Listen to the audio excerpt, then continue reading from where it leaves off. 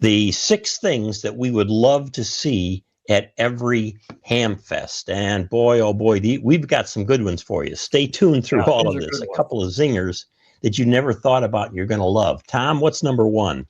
Okay, number 1 would be text to win. When you turn in your ticket for the raffle, you have your phone number on that. And if you win the prize, they immediately text you that you won. So you don't have to listen to the din of the background noise of the Hamfest, the bad PA system. They're immediately texted that you won. You go up and you pick up your, SWR bridge and go on about your business. I love it. Excellent. Excellent, Tom. That's good. Number 2, now this is a killer. Think about this. A concierge, did I say that properly? Concierge service. We could call it a rig valet, whatever you want. Yeah. But if you've got a bunch of stuff, you can pull your vehicle right up to a front door or a back door where people who run that Hamfest for a small donation will take all of your stuff and haul it in to your correct table for you. All right? This would be fantastic. Because a lot of people don't even bring a lot of their stuff anymore because they've got some big old classic rigs, an HT-37 by Helicrafters or something. And they don't want to have to try to get that in. Their back isn't good anymore. They're not sure where the table is going to be sometimes.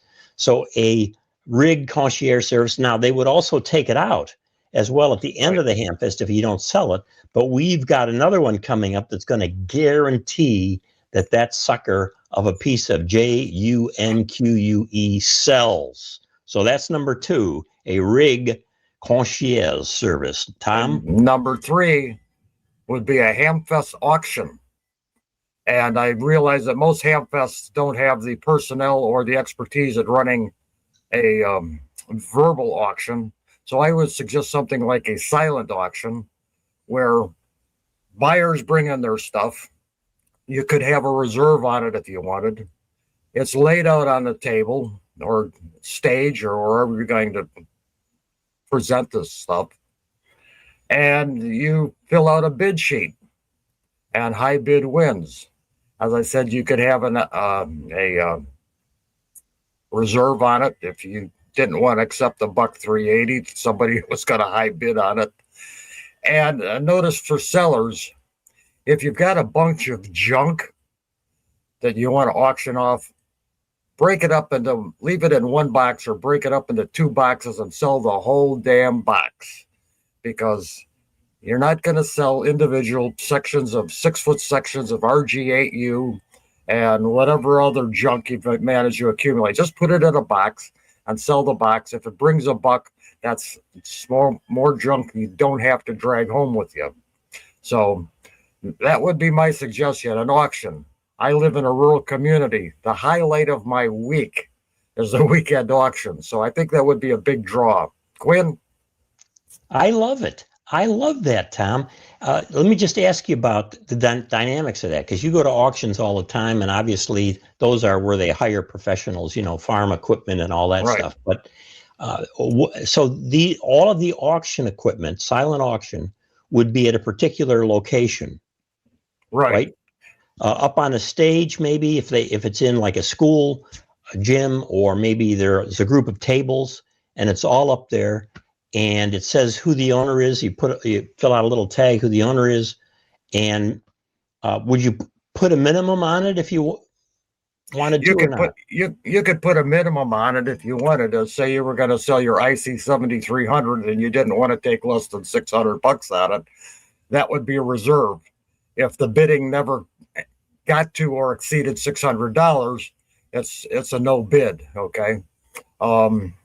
Okay, and what about timing, Tom? Would this be something that you would do typically, at least most of the Hamfests I go to, by about noon or so, people are taking off. So I would set it up maybe around noon and limit it, say 2 hours, noon to 2 o'clock, get your stuff up on the stage. And a couple hours before the end of the Hamfest, then look at the bid results and award to the winners and pay off the sellers. So okay, that'll work at some of the big Hamfests. The Right. smaller Hamfests that I go to, typically they're cleared out by noon. So they might want to do the auction, let's say, from 10:30 to 11:30.